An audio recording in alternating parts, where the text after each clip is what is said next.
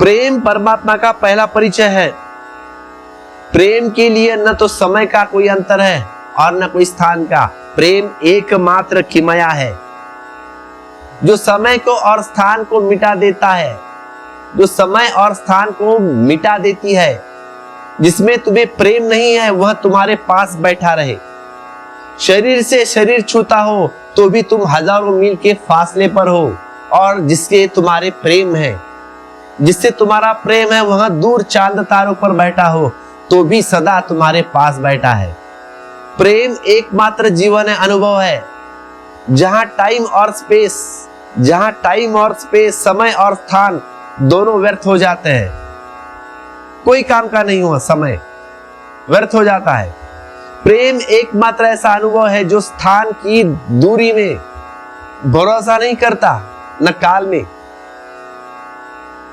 न स्थान की दूरी में भरोसा करता है, न काल की दूरी में भरोसा करता है। वहां पे दोनों ही मिट जाते हैं। मीरा को जानते हो ना तुम, कृष्ण भक्त। मीरा का मार्ग प्रेम का है, पर कृष्ण और मीरा के बीच में अंतर बहुत है, 5000 साल का है। कृष्ण के बाद 5000 साल के बाद मीरा हुई है। फिर यह प्रेम किस प्रकार का? परमात्मा की परिभाषा में कहा जाता है कि वह काल और स्थान पर, काल और स्थान के पार, कालातीत। जीसस ने कहा है कि प्रेम परमात्मा है, इसी कारण, क्योंकि मनुष्य के अनुभव में अकेला प्रेम ही है जो कालातीत और स्थानातीत है। उससे ही परमात्मा का जोड़ बैठ सकता है। इससे कोई अंतर नहीं पड़ता कि कृष्ण 5000 साल पहले थे। प्रेमी अंतराल को मिटा देता है। प्रेमी की तीव्रता पर निर्भर करता है। मीरा के लिए जो कृष्ण है ना, वह समसामयिक थे, किसी और को न दिखाई पड़ते हो, लेकिन मीरा को दिखाई पड़ते हैं। किसी और को समझ आता हो ना आता हो, लेकिन मीरा को बराबर समझता है। मीरा उनके सामने नाचती है, गाती है। मीरा उनकी भाव भंगिमा पर नाच रही है। मीरा को उनका भगवान का एक एक इशारा साफ दिखता है, साफ था पूरा। यह थोड़ा मामला जटिल मालूम होगा, लेकिन है तो सच्चाई। क्योंकि हमारा भरोसा शरीर में है, शरीर तो मौजूद ही नहीं था। तुम जाते हो ना गंगोत्री, जहां गंगा निकलती है, वह असली गंगा नहीं है। असली गंगा तो छुपाया गया है। वहां जाना है तो इस शरीर से तुम्हें जा नहीं सकते, अशरीर से जाना पड़ेगा वहां में, तब तुम्हें गंगोत्री सही में दिखाई देगी। वह अशरीर यात्रा है गंगोत्री की। तुम जो जाते हो वह गंगोत्री है ही नहीं।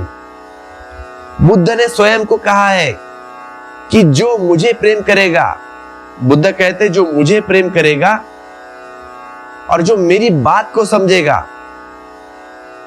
अब इस बात को कितना वक्त हुआ है, बहुत समय बीत गया। उनके लिए मैं उपलब्ध हूं, भगवान कह रहे हैं बुद्ध, उनके लिए मैं उपलब्ध हूं। जिन्होंने बुद्ध को प्रेम नहीं किया वे बुद्ध के सामने बैठ के रहे तो भी उपलब्ध नहीं होंगे, लेकिन जिन्होंने बुद्ध को प्रेम किया है, बुद्ध उनको दिखाई देंगे, या कहो दीक्षा देंगे। शरीर समय और क्षेत्र से घिरा है, लेकिन तुम्हारे भीतर का जो चैतन्य है ना, चैतन्य कहो या आत्मा, समय और क्षेत्र उसका कोई संबंध नहीं है। वह उसके बाहर है, वह अतिक्रमण कर गया, वह दोनों के कालों के अतीत है। नींद में तुम जाते हो ना दिल्ली, बॉम्बे, लंदन, फिर वापस आते हो, ऐसा ही है। जिस कृष्ण को मीरा प्रेम कर रही है या करती थी, वे कृष्ण देहधारी कृष्ण नहीं है। वह देह तो जा चुका पहले ही, बहुत हजारों साल पहले। वह धूल मिट्टी में भी मिल गया होगा, लेकिन मीरा के लिए कृष्ण है। इसीलिए जानकार कहते हैं कि मीरा का प्रेम राधा के प्रेम से भी बड़ा है। होना भी चाहिए। अगर राधा प्रसन्न थी कृष्ण के सामने पाकर, तो यह कोई बड़ी बात नहीं थी, क्योंकि भगवान सामने खड़े हैं। लेकिन मीरा और कृष्ण के बीच में बहुत फर्क है। 5000 साल के बाद मीरा आई है, बड़ी बात है।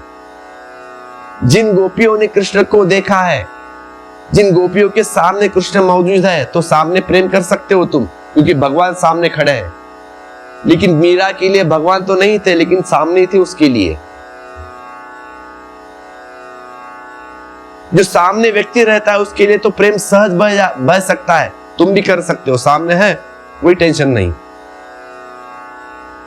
वैसा उत्सवपूर्वक व्यक्ति पृथ्वी पर मुश्किल से होता है। भगवान कृष्ण ऐसा तो कोई भी प्रेम में पड़ेगा। लेकिन उसके बाद कृष्ण तो गोकुल छोड़कर चले गए, द्वारका। तो ये जो गोपियां है रोने लगी, पीड़ित होने लगी। गोकुल और द्वारका के बीच में फासला भी प्रेम पूरा न कर पाया।